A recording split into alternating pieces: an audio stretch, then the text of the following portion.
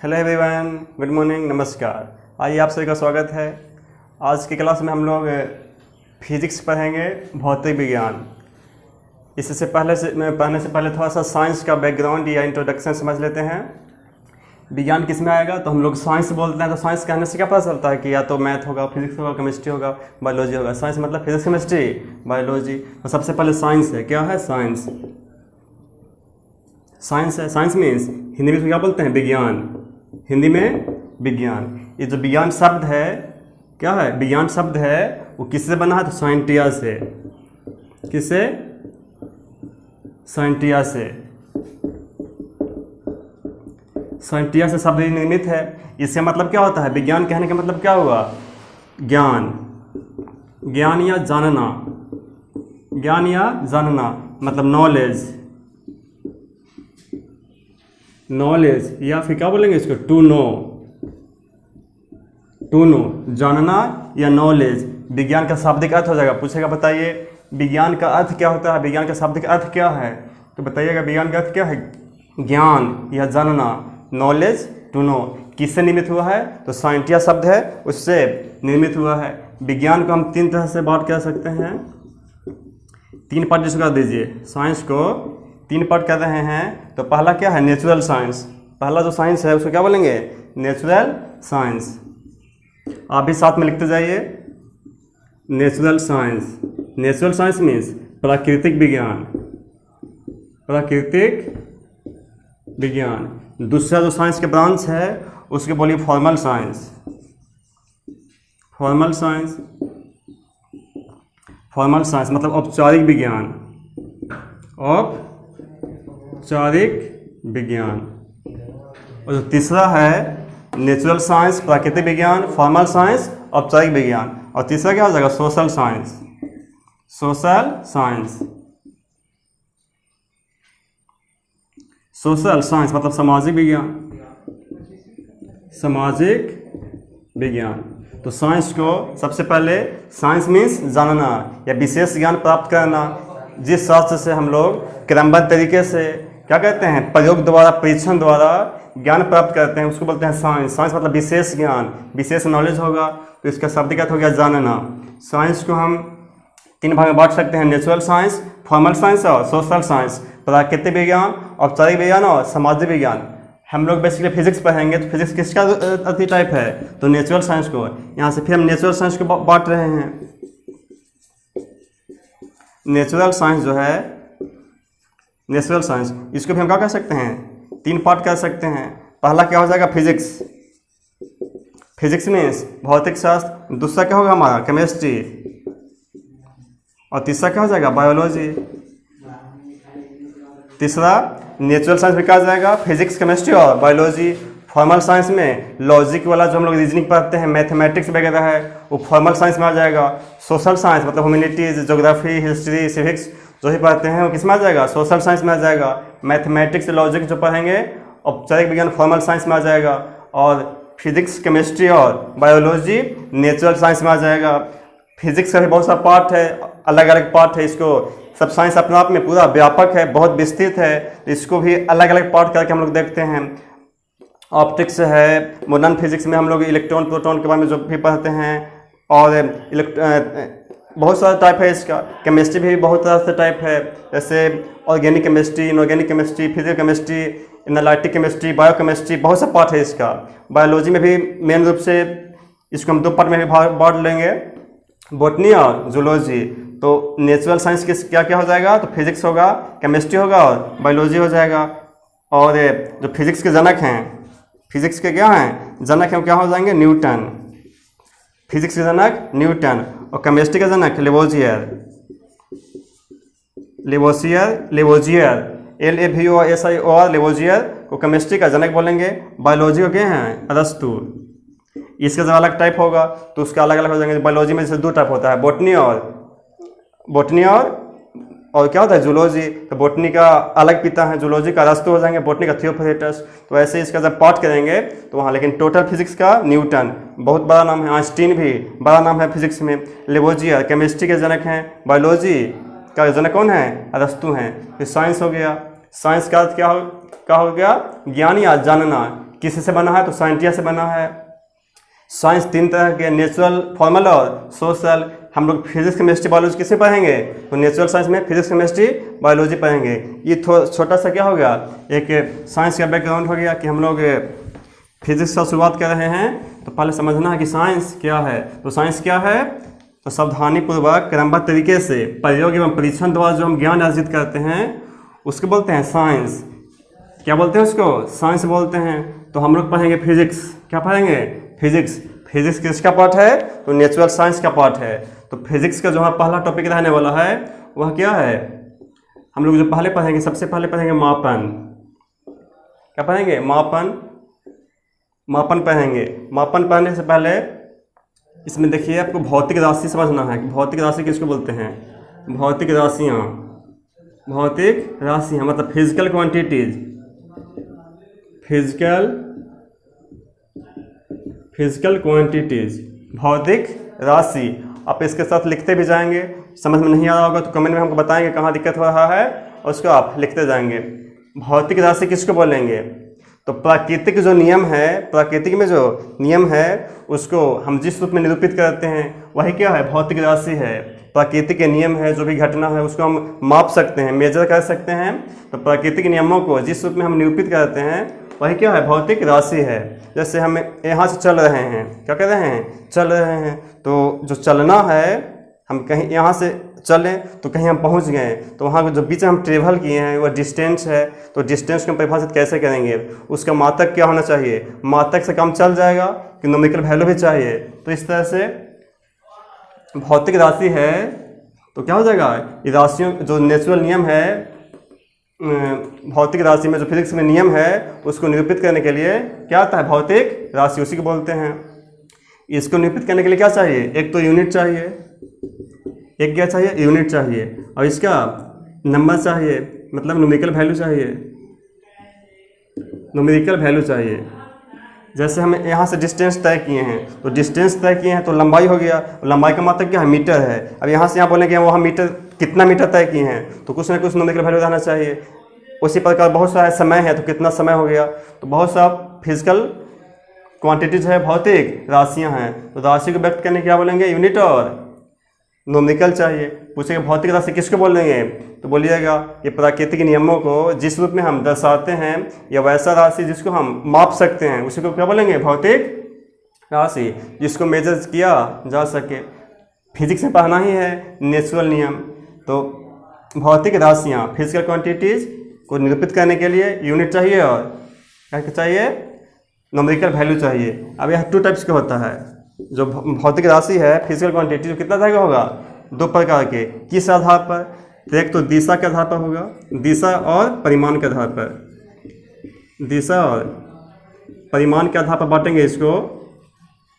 परिमाण के आधार पर तो भी 2 तरह से बटेगा। एक हो जाएगा सदिश, सदिश राशियाँ, और दूसरा क्या हो जाएगा, अदिश राशियाँ। सदिश अदिश, सदिश अदिश किस आधार पर, तो दिशा और परिमाण के आधार पर। मानक, मापन या मानक मात्रक के आधार पर जब बांटिएगा इसको, मापन या मात्रक के आधार पर जब पढ़ेंगे इसको, तो अब क्या हो जाएगा, एक तो हो जाएगा मूल मात्रक है, मूल राशि जिसको बोलेंगे मूल राशि, मूल राशियाँ। दूसरा पार्ट क्या हो जाएगा, सेकेंड पार्ट व्युत्पन्न, व्युत्पन्न राशि, व्युत्पन्न राशि। और तीसरा क्या हो जाएगा आपका संपूरक, संपूरक राशि। सदिश कौन, अदिश, स्केलर वेक्टर, मूल राशि, फंडामेंटल क्वांटिटीज हो जाएगा। व्युत्पन्न मतलब डिराइव्ड, संपूरक, सप्लीमेंट्री राशि मतलब क्वांटिटी हो जाएगा। तो याद कर लेना है, भौतिक राशि 2 प्रकार के। दिशा परिमाण के आधार पर कितना होगा, तो सदिश और अदिश। मापन या मात्रक के आधार पर मूल राशि, व्युत्पन्न राशि और संपूरक राशि। सदिश राशि किसको बोलेंगे, सदिश, दिशा के साथ साथ परिमाण भी होगा इसमें। दिशा परिमाण दोनों, डायरेक्शन प्लस मैग्नीट्यूड दोनों हो जाएगा परिमाण। दिशा भी होगा और परिमाण भी होगा, उसको सदिश राशि बोलेंगे। वैसे भौतिक राशि जिसमें क्या हो, दिशा परिमाण दोनों हो, सदिश राशि बोलेंगे। सा मतलब साथ, तो सदिश राशि बोलेंगे। दूसरा है अदिश, अदिश मतलब दिशा नहीं रहेगा, दिशा इंपॉर्टेंट में नहीं है, डायरेक्शन इंपॉर्टेंट नहीं है, तो दिशा इसमें नहीं रहेगा। इसको निरूपित करने के लिए दिशा नहीं चाहिए, केवल क्या चाहिए, परिमाण चाहिए। वैसी भौतिक राशि जिसमें क्या हो, केवल परिमाण हो, मैग्नीट्यूड हो, उसके बोलेंगे अदिश राशि। तो सदिश राशि में क्या क्या हो जाएगा, बोलिए, सदिश राशियां क्या क्या हो जाएंगे सदिश राशि। तो सदिश राशि आपका क्या हो जाएगा, बोलिए, कमेंट में लिखिए सदिश राशि कौन कौन है। सदिश राशि है,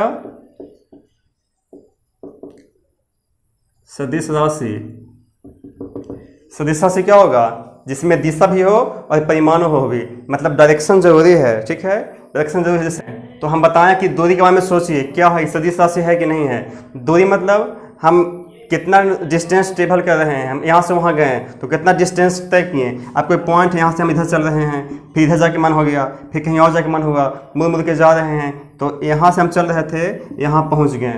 तो बताइए, अगर ये 3 मीटर होगा, 4 मीटर होगा, 5 मीटर होगा, तो हमारा डिस्टेंस कितना हुआ। तो 3 मीटर, 4 मीटर, 7 मीटर, 7, 5, 12 मीटर। हम बोलेंगे कि हम 12 मीटर चल के आ रहे हैं। कहाँ आ रहे हैं, 12 मीटर चल के आ रहे हैं। फिर वापस है, फिर वापस है, कहीं भी जा सकते हैं। तो दूरी में इम्पॉर्टेंट नहीं है कि आप किस तरफ चल रहे हैं, लेफ्ट है, राइट, किस ये और आपका दूरी है। इसी का उल्टा क्या हो जाएगा, अगर मान लीजिए विस्थापन पूछा जाएगा, तो विस्थापन क्या होता है, जहाँ से स्टार्टिंग हुआ था और जहाँ हम पहुँच रहे थे, तो दो बिंदु के बीच में अगर न्यूनतम दूरी है, डिस्टेंस है, तो क्या आ जाएगा, डायरेक्शन आ जाएगा।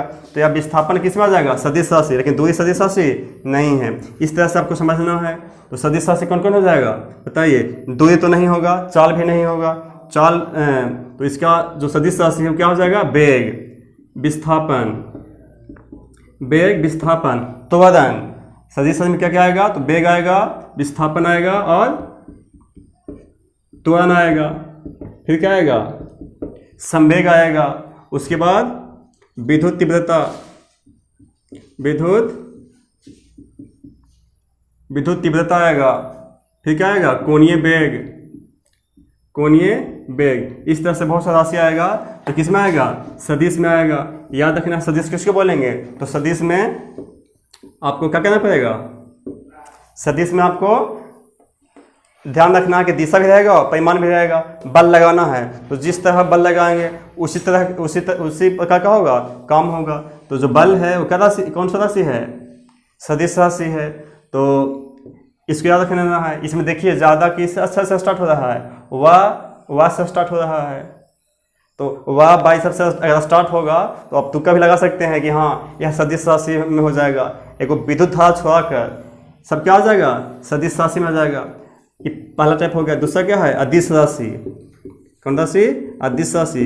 वैसा राशि में जिससे दिशा नहीं हो, केवल क्या हो, परिमाण हो। वेग सदिश, तो चाल अदिश है, दूरी क्या है, अदिश है।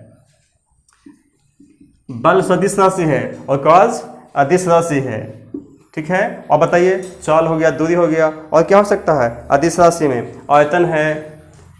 क्या है, आयतन है। जो आयतन है किस राशि में है, अदिश राशि में हो जाएगा। और बताइए,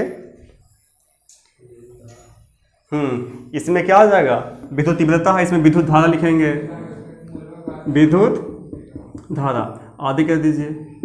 इस तरह से समझना है कि अदिश राशि क्या होगा, तो चाल, दूरी, काज, आयतन, विद्युत धारा आदि क्या है, अदिश राशि है। इसके बाद मापन या मानक के आधार पर, मात्रक के आधार पर क्या होता है, राशि 3 प्रकार के, मूल राशि, व्युत्पन्न राशि और संपूरक राशि। मूल राशि जिसको बोलते हैं फंडामेंटल यूनिट्स, और व्युत्पन्न आगे पढ़ेंगे हम लोग। मूल राशि, मूल राशि मतलब फंडामेंटल यूनिट्स, फंडामेंटल यूनिट्स। देखिए नाम क्या है, मूल राशि। नाम क्या है, मूल राशि। वे राशि जो स्वतंत्र होते हैं, क्या होते हैं, स्वतंत्र होते हैं।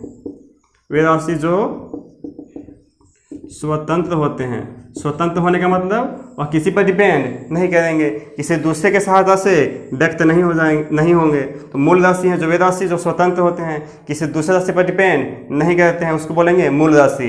इनकी संख्या कितनी है, मूल राशि की संख्या कितना है, 7 है। मूल राशि की संख्या 7 है। बोले कौन कौन मूल राशि है, बताइए। मूल राशि क्या क्या है, तो द्रव्यमान। क्या है, द्रव्यमान कौन सा राशि है, मूल राशि है। उसके बाद क्या है आपका, द्रव्यमान हो गया, ताप है, द्रव्यमान है, ताप है, समय है। इसके बाद हुआ लेंथ मतलब लंबाई। लंबाई, द्रव्यमान, ताप, समय, ये सब क्या है, मूल राशि है।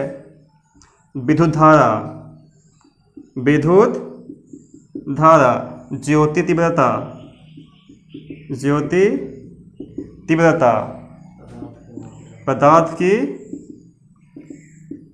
मात्रा। द्रव्यमान means mass, temperature, time, length, electric current, luminous of intensity, पदार्थ की मात्रा क्या हो जाएगा, मोल ऑफ सब्सटेंस। तो इस तरह से जो मूल मात्रक हैं वह 7 हैं, इनको याद रखना है। मूल राशि हो गया, इसी प्रकार मूल मात्रक हो जाएगा। तो इस राशि को मापने के लिए जो मानक मात्रक है उसी को बोलेंगे मूल राशि का मात्रक, यानी मूल मात्रक। मूल राशि का मात्रक मतलब मूल मात्रक। जैसे द्रव्यमान है, द्रव्यमान में मास, इसको मापने के लिए क्या यूज करते हैं, केजी। द्रव्यमान का मात्रक केजी। ताप का क्या होता है, केल्विन, बड़ा का के लिखेंगे तो ताप का केल्विन हो जाएगा। समय का सेकेंड, छोटा एस, समय का सेकेंड। लंबाई को मापने के लिए क्या यूज करते हैं, मीटर। लंबाई मूल राशि है, मापने के लिए मीटर, तो मूल मात्रक भी हो जाएगा। विद्युत धारा एम्पियर में नापते हैं। ज्योति तीव्रता, ज्योति तीव्रता का क्या होता है मात्रक, कैंडेला, तो CD लिख देंगे कैंडेला। अब पदार्थ की मात्रा मीन्स मोल, MOL, इसका यूनिट हो जाएगा। लंबाई का केजी, ताप का केल्विन, समय का सेकेंड, लंबाई मीटर, विद्युत धारा एम्पियर, ज्योति तीव्रता कैंडेला, पदार्थ की मात्रा क्या हो जाएगा, मोल। तो मूल राशि कितने हैं, 7 हैं। इसके बाद दूसरा राशि क्या था, व्युत्पन्न राशि। तो व्युत्पन्न राशि क्या है, उसकी संख्या निर्धारित नहीं है। वह कैसे बनता है, तो मूल मात्रक की सहायता से बनता है। इससे मतलब क्या हुआ कि वह स्वतंत्र नहीं है। स्वतंत्र क्यों नहीं है, क्योंकि वह मूल मात्रक की सहायता से व्यक्त होता है, इसलिए वह स्वतंत्र नहीं है। उसकी संख्या भी निश्चित नहीं है। तो व्युत्पन्न राशि जो है, डिराइव्ड यूनिट हैं, डिराइव्ड यूनिट्स वो क्या है, स्वतंत्र नहीं है, स्वतंत्र नहीं है। मूल राशि की सहायता से, मूल राशियां की सहायता से व्यक्त होते हैं, सहायता से व्यक्त होते हैं, किए जाते हैं। व्युत्पन्न राशि स्वतंत्र नहीं होते हैं, किसकी सहायता से, तो मूल राशि की सहायता से व्यक्त किए जाते हैं। व्युत्पन्न राशि की संख्या निर्धारित नहीं है। जैसे अगर क्षेत्रफल निकालिएगा, क्षेत्रफल, तो क्षेत्रफल क्या होता है, लंबाई गुने चौड़ाई। लंबाई के मात्रक भी मीटर है, और मीटर क्या है, लंबाई जो है मूल राशि है। एक और ब्रेथ है, ब्रेथ भी क्या है, लंबाई ही है, तो इसका भी मात्रक क्या हो जाएगा, मीटर। तो metre into metre, metre square. तो मूल मात्रक 2 बार आ गया, 2 बार मल्टीप्लाई कर रहे हैं, तो क्या आ जाएगा, ये व्युत्पन्न राशि हो गया। तो क्षेत्रफल, आयतन, बल हो गया, काज हो गया, जितना इसकी सहायता से उसको व्यक्त करते हैं वह सब किस में आ जाएगा, व्युत्पन्न मात्रक में आ जाएगा। तो यही याद रखना है कि व्युत्पन्न मात्रक किसको बोलते हैं, तो वे राशियाँ जिनको व्यक्त करने के लिए मूल मात्रक की आवश्यकता होती है वह व्युत्पन्न राशि कहलाते हैं। इनकी संख्या निर्धारित नहीं है, लेकिन मूल राशि जो है उनकी संख्या 7 है। तीसरा क्या था, संपूरक मात्रक। संपूरक मात्रक, ये अलग से इसको याद करना है 2 गो।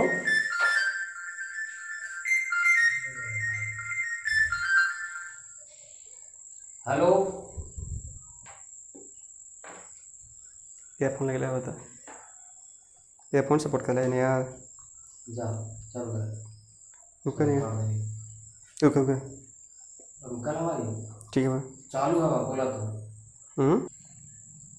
संपूरक राशि भी कितना प्रकार का हो जाएगा, 2 प्रकार का हो जाएगा, यही मूल मात्रक का ही भाग है। तो संपूरक में क्या हो जाएगा, एक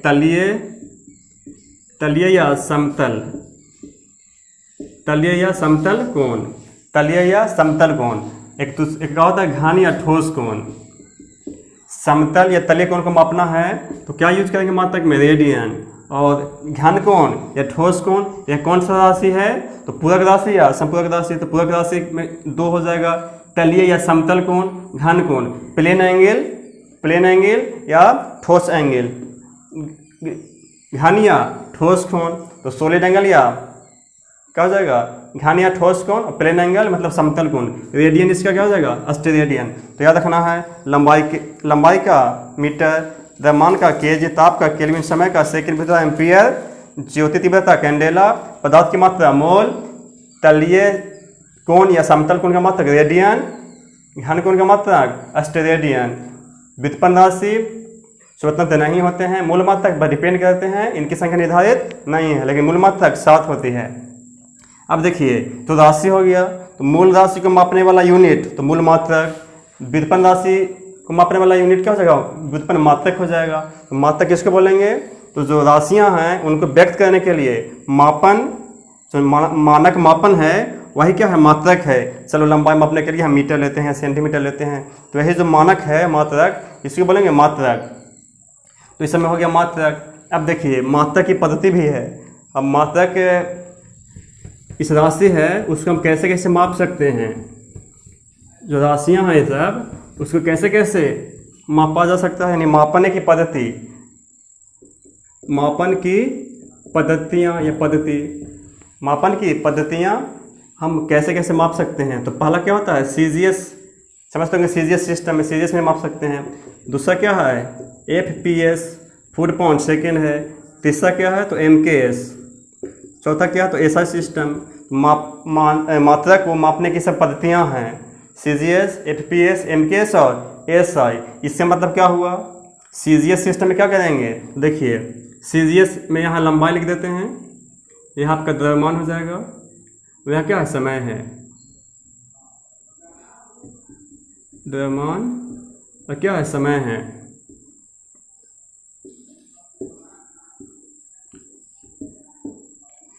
सीजीएस में लंबाई, द्रव्यमान और समय है। तो सीजीएस सिस्टम में क्या होता है? सीजीएस सिस्टम में लंबाई का मात्रक सेंटीमीटर, सिर्फ और सेंटीमीटर। सीजीएस में क्या हो जाएगा?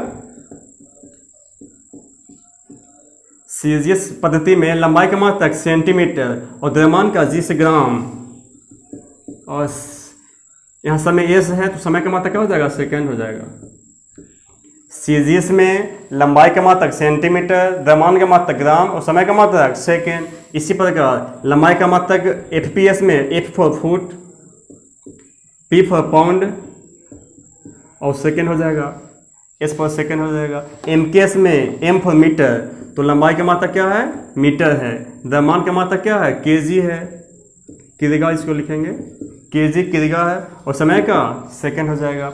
ऐसा system international system of unit, इसको 1975 में सम्मेलन में सब परिभाषित किया गया, शब्द अपनाएगा, तो इसी को बोलेंगे एसआई सिस्टम, मतलब इंटरनेशनल सिस्टम ऑफ यूनिट, ये हो जाएगा।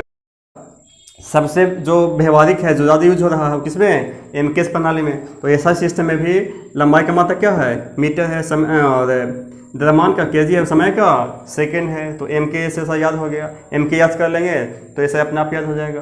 तो इसको याद रखना है। मापन की पद्धतियाँ कितने हैं? तो 4 हैं, CGS, FPS, MKS, SI. CGS में लंबाई का सेंटीमीटर, द्रव्यमान का ग्राम और समय का सेकंड।